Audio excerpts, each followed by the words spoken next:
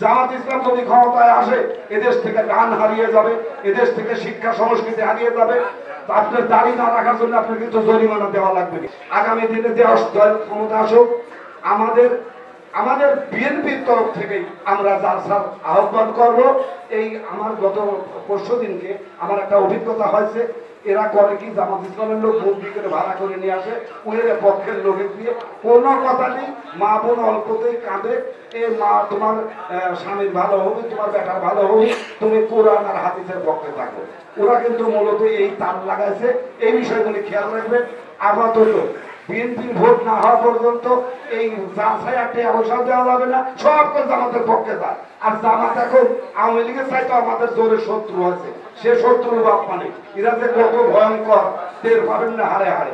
সুতরাং আমাদের এই ঐক্যবদ্ধ থাকতে হবে, সাংঘাতিক হবে, আমাদের সংগঠিত থাকতে হবে, সিমেন্টেড হয়ে যেতে হবে এবং ছোট ছোট যত পারেন সবাই প্রোগ্রাম করে হাতে নেবেন।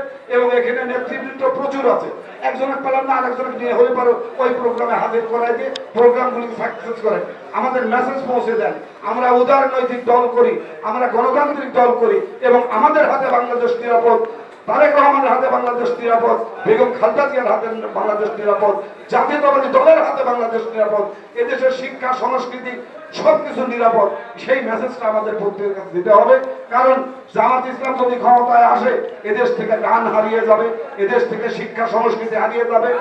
আপনার দাড়ি না রাখার জন্য আপনার কিন্তু জরিমানা দেওয়া লাগবে, দাঁড়া পেশাব করলে আপনার জরিমানা দেওয়া লাগবে। হুঁশ করে এই কাজগুলি করবো ইনশাল্লাহ। সবাইকে ধন্যবাদ জানিয়ে সবার সুস্বাস্থ্য কামনা করে আমি আমার বক্তব্য শেষ করলাম। খোদা হাফেজ।